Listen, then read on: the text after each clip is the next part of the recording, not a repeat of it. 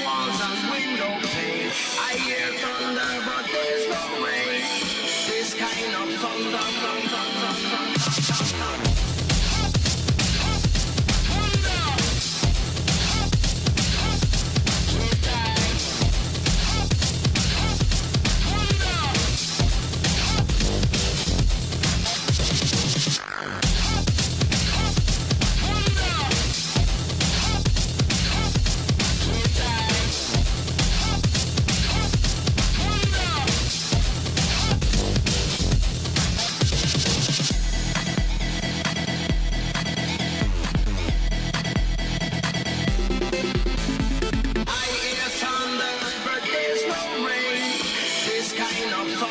break walls and window pane. I hear thunder, but there's no rain.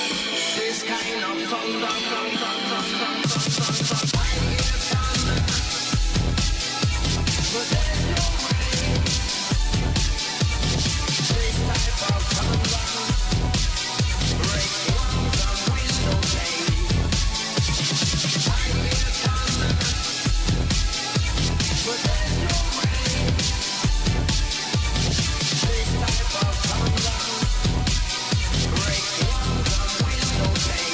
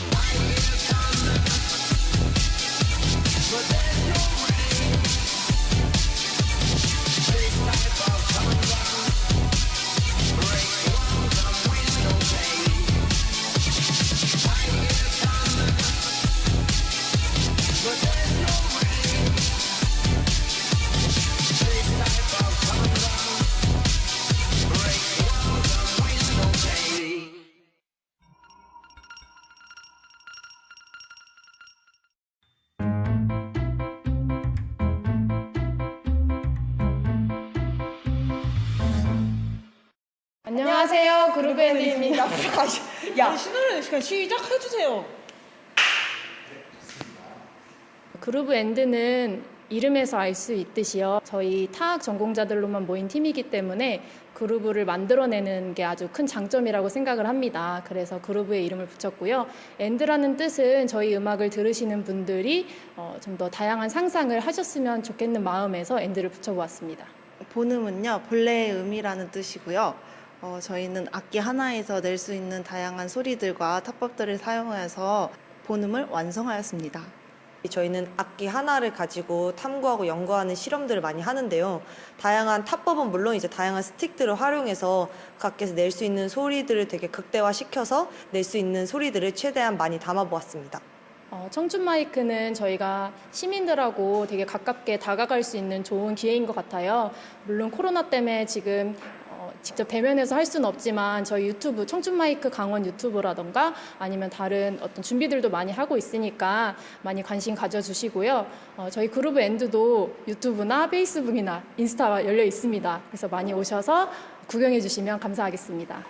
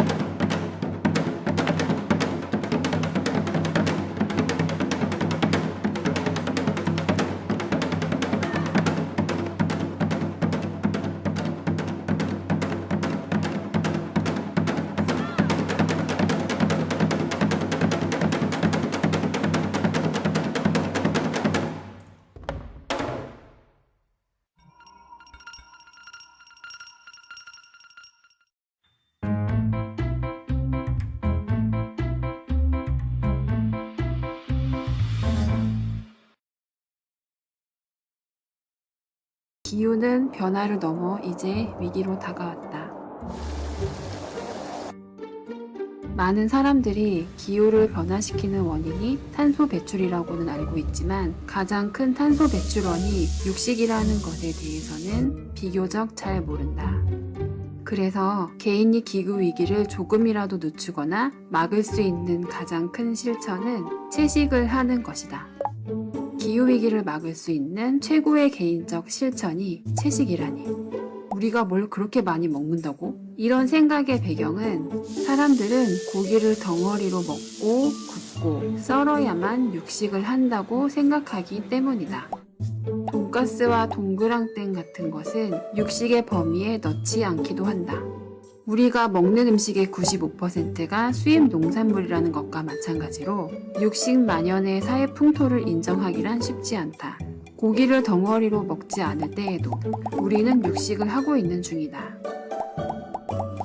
맥주와 와인을 비롯한 술을 만드는 데도 쓰이고 젤리와 연질 캡슐로 된 영양제 등을 먹을 때도 동물 성분이 들어가 있다. 그래서 조금 더 구체적으로는 육식보다는 동물 성분이라는 표현이 더 맞을 것 같다. 식사와 식사 사이에 혹은 출출할 때 먹는 간식의 하나인 과자를 통해 우리가 얼마나 동물 성분에 무방비한지 알아보자. 어쩌면 당연하게도 우유가 들어있다.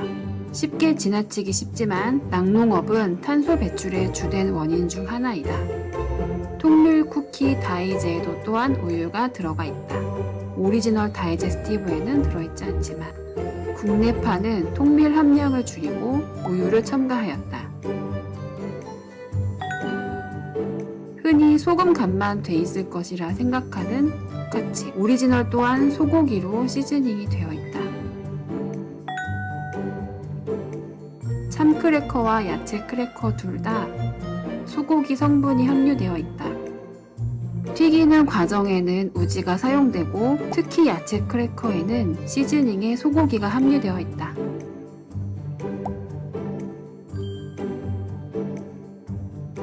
우리는 동물 성분을 피하기 위해 과자를 영영 끊어야 하는 것일까? 그렇지는 않다. 시중에는 충분히 맛있는 대안으로 삼을 수 있는 식물성 과자가 있다. 오레오는 단풍 시럽 풍미가 살아있어 더 개성 있는 메이플 쿠키 앤 크림 샌드로, 포카칩은 더 담백한 감자 본연의 맛이 살아있는 포테토 칩으로,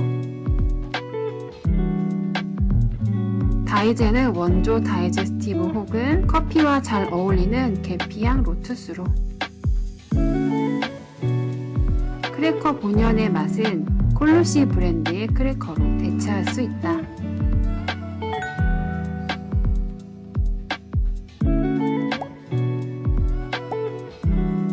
소고기 맛이 들어있으니 이쯤 되면 우리도 모르는 사이 우리 혀는 동물 성분에 적응되어 본연의 맛을 잊어버렸을지도 모른다. 아이들의 육식 선호는 어쩌면 어려서부터 동물 성분이 과도하게 함유된 음식에 노출된 까닭은 아닐까? 그러니 동물 성분 없는 모든 음식이 팥수 없는 찐빵 마냥 허전하게 느껴질 수 있지만 부탁드리고 싶다. 지구를 위해? 아니, 나와 내가 사랑하는 사람들이 자연재해 없이 안전하게 살아가기 위해 우리는 육식을 조금씩 줄여가야 한다. 손그린이 추천하는 법은 하루 한 끼 채식. 채식하는 사람이 늘면 채식 메뉴와 밤 제품들도 늘어날 것. 곧 채식 선택권을 가지게 될 것이다.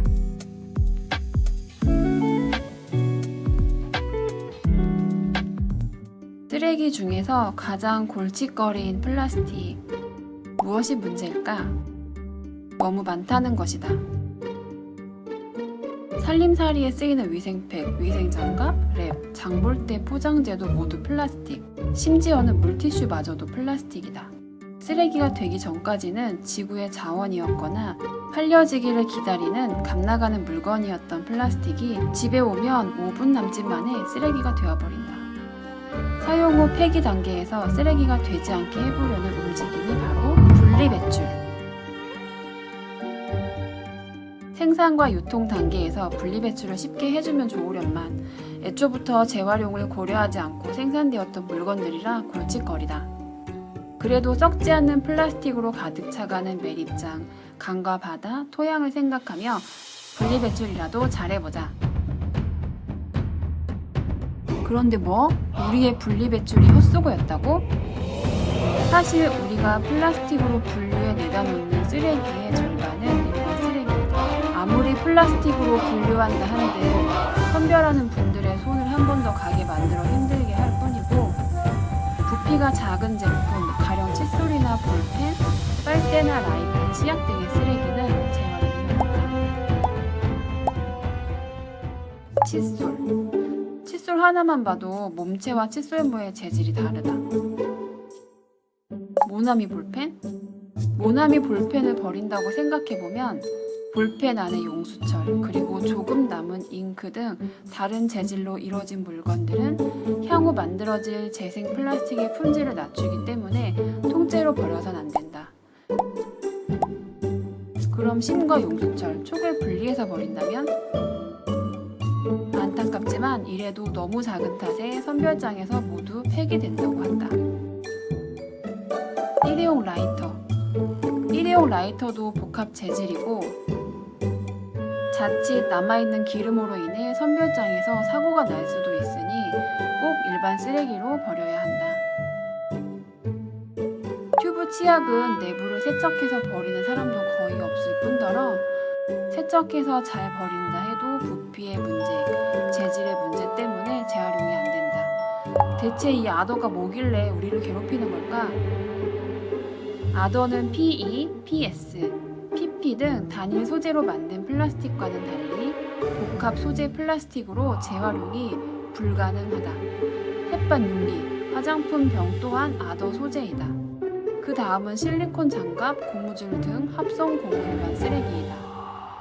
식당의 멜라민 식기, PVC 재질의 휴대폰 케이스, 캡슐 약 포장재, 업소용 비닐랩, 부직포 등 모두 다 재활용이 안 되는 일반 쓰레기이다. 이쯤 되면 재활용할 수 있는 것보다 안 되는 게 더 많다. 이런 현실이니 다 쓰고 플라스틱 분류함에 넣으면 모두 다 잘 될 거라는 재활용 만능주의는 우리의 착각임이 분명하다. 소비를 줄이는 것이 답이라는 불편한 진실을 마주할 뿐이다.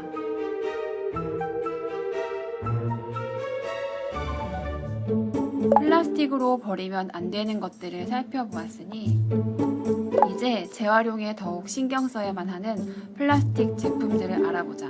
투명 페트병은 색깔로나 재질로나 플라스틱 중 최상급의 재료다. 다른 플라스틱도 세척과 분리배출이 중요하지만 투명 페트병만은 신경 써야 한다. 페트에도 다양한 세부 종류와 색깔이 있으니 투명 페트병만 모아야 한다. 정부도 그에 따라 2021년 1월 1일부터 전국의 300세대 이상의 공동주택에는 투명 페트병 분리배출함을 따로 설치했으니 그만큼 중요하다. 병의 내용물을 비우고 라벨을 뗀 후에 발로 밟아 부피를 줄인 후 마개를 덮어서 버리면 된다. 라벨 제거는 잊어버리기 쉽지만 먹기 전에 라벨을 떼어낸다면 나중에 있는 것을 막을 수 있다. 코카콜라와 같이 라벨이 잘 떼어지지 않는다면 가위로 자르는 방법도 있다. 종류도 많고 안 되는 것도 많고 이쯤 되면 분리배출 시험이라도 봐야 하는 거 아닌가? 그래도 포기하지 마시고 쉬운 것부터 하나씩 천천히 시작해보세요. 재활용은 자동으로 되지 않는다. 우리가 이 제품을 선택하고 사용해버린 이상 끝까지 책임을 져야 한다. 시간을 들여 분류하는 재활용 쓰레기가 헛수고가 되지 않도록 조금만 더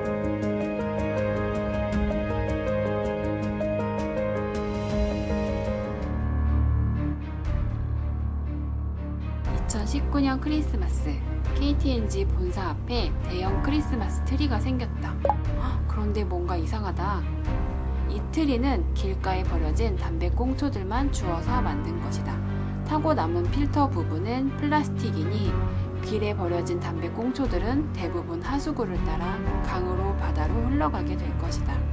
이에 환경운동연합과 이재석 광고연구소가 합작해 필터의 재질 개선을 요구하는 어택을 감행하였다. 기업이 스스로 더 나은 선택을 하면 좋으련만 그렇지는 않으니까. 그러나 수차례의 어택에도 KT 엔진은 묵묵부답. 이런 곳이 공기업이라니.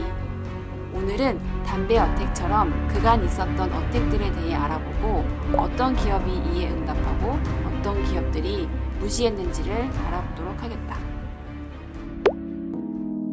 스팸 어택. 스팸 혹은 비슷한 깡통햄을 살 때 흔히 보이는 노란색 덮개. 혹시 보관용 덮개일까? 사실 이 뚜껑은 밀폐 기능이 없는 단순한 플라스틱 조각에 지나지 않는다고 한다. 이 플라스틱 조각의 용도는 유통 시 충격을 완화해 캔의 변형을 막기 위함이라는데, 아니 깡통이 물건을 보호하기 위해 만들어진 것 아니던가? 이 쓸모없는 플라스틱 조각을 없애고자 소비자 모임 쓰담쓰담을 필두로 전국에서 여러 사람들이 스팸 뚜껑을 모아 CJ에 보냈고, CJ는 이에 응답하여 스팸 뚜껑을 없앨 것이라고 밝혔다. 추가로 롯데 런천미트와 동원 리템도 논의 중이라고 한다. 여러 기업이 어택에 응답을 했지만 아직도 마트에선 뚜껑이 있는 깡통햄을 볼 수 있다. 재고가 남은 것인지 말로만 변화를 약속한 것인지는 앞으로 좀 더 두고 볼 일이다. 빨대 어택. 빨대 어택은 무려 3번에 걸쳐 일어난 역대 어택 중 가장 치열한 투쟁이 아닐까 싶다. 지난 영상에서 이야기했듯 플라스틱 빨대 또한 작은 크기 때문에 재활용이 어렵고 그냥 태워지게 된다. 때문에 여러 소비자 모임과 단체가 연합해 작년부터 올해까지 매일유업, 남양유업, 한국야쿠르트의 제품에 동봉된 플라스틱 빨대를 보내는 어택을 감행했다. 매일유업은 어택에 답해 NU에서 빨대를 뺐고, 무반응이던 남양에서도 올해 초 빨대 없는 우유 GT를 출시했다. 재생 플라스틱이나 종이로 만든 빨대로 대체하겠다는 답변도 있었지만 가장 좋은 건 빨대를 빼고 필요한 사람만 별도로 사용하거나 빨대 없이도 먹을 수 있게 제품을 개발하는 것. 다행히도 작년 12월 환경부에서 음료에 플라스틱 빨대를 부착해서 판매하는 행위를 금지하겠다고 입법 예고한 상태다. 요불껑 이중 뚜껑 어택.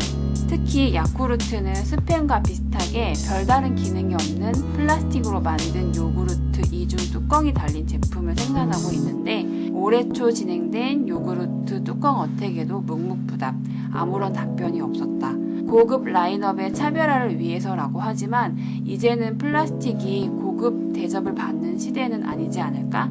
아이쿱 생협 자연드림의 요구르트도 이중 뚜껑. 이를 지나칠 손그림이 아니다. 상담팀의 사진과 함께 메시지를 전달하여 6개월여 만에 이중 뚜껑은 사라지고 낮게 판매였던 요구르트는 4개 단위로 비닐 포장이 추가되었다. 화장품 용기 어택. 화장품 용기는 90%가 복합 재질인 아더로 되어 있어 재활용이 어렵다. 이에 환경부는 포장재별 재활용 등급을 표기하는 새로운 체계를 마련했으나 화장품 업계는 어렵다고 반발하여 2030년까지 재활용 등급 표기를 유예해 달라고 하였다. 아니 10년이나? 그때까지 기다릴 수 없는 소비자들은 올해 1월 86곳의 상점에서 8천여 개, 약 370kg에 달하는 용기를 모아 화장품 업계에 공격을 감행했다. 이에 환경부는 소비자들의 손을 들어주어 화장품 회사들의 유예 요청을 받아들이지 않고 화장품 용기에도 똑같이 재활용 등급 표기를 하도록 하였다. 하지만 우리가 이 정도로 만족할 수는 없다. 재활용 등급 표기는 당연한 것 아닌가? 그래서 알맹을 비롯한 환경단체들은 올해 4월 2차 어택을 감행하였다. 진행 중인 화장품 용기의 재질 자체를 재활용할 수 있도록 개선하고 화장품 용기를 회수해 재활용하고 재사용 가능한 리필 체계를 만들도록 요구하는 것이다. 앞으로 화장품 업계가 어떤 반응을 보일지 기대가 된다. 배달 어택. 배달의 민족. 연 매출은 무려 1조 1천억 원. 음식 배달 업계에서 배달 앱이 차지하는 위치는 절대적이다. 올해 4월 녹색연합은 배달 쓰레기를 모아 배달 업체에 보내는 배달 어택을 하였다.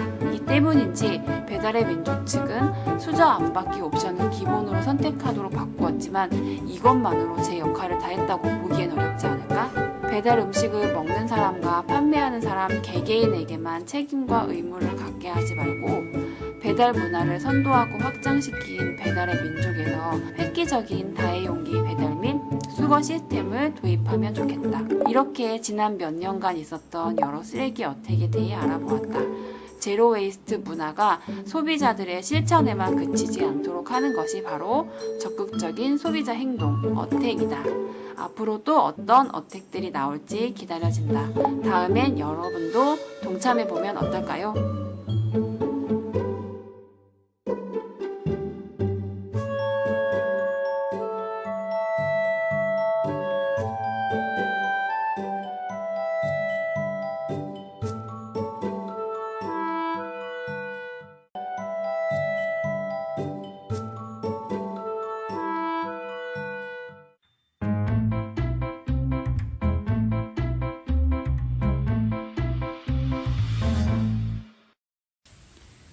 안녕하세요. 도예작가 도화 김소희입니다. 지금 제가 귀촌에서 살고 있는 거는 아시고 계시죠? 저희 집 마당에 나무가, 열매나무가 거의 10그루 정도가 있는데요. 요즘에 보니까 뭐 따도 되는 것들도 있고 아직 덜 익은 것들도 있더라고요. 근데 사실은 제가 열매에 대해서 잘 몰라요. 근데 이제 이거를 먹고 싶다 보니까 우선 시기가 적절할 때 따야 되는데 손이 안 닿는 데가 있더라고요. 그래가지고 이제 과일 따는 지지대를 샀어요. 또 5m짜리를 또 샀어요. 그래서 오늘 총 4일 만에 이제 도착을 해가지고 이제 개봉을 하고 이제 열매를 따봤어요. 근데 되게 잘 따지더라고요. 그래서 정말 사길 잘했다 라는 결론을 내렸고요. 아직은 다 열매가 익지를 않아가지고 다 따지는 못해도 이제 슬슬 다 익으면 이걸로 다 따려고 하고 있어요. 그러니까 총 한 4가지, 5가지 정도 과일이 있는 것 같고 먼저 자두같이 생긴 거부터 따봤어요. 그렇게 해서 이렇게 한 나무에서 엄청 많진 않지만 이런 자두를 땄고요. 이제 저도 먹고 부모님도 보내드리고 하려고요. 이게 시골에 와서 좋은 게 또 이렇게 나무들의 또 양식이 깨끗이 씻어서 먹을 준비를 해보겠습니다.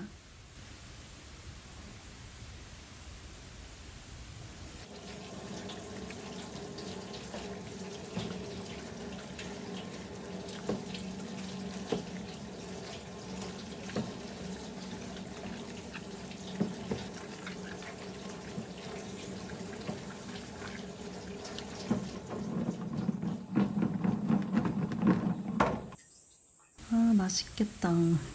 여러분들도 자두 보고 오늘 좋은 하루 보내세요. 안녕.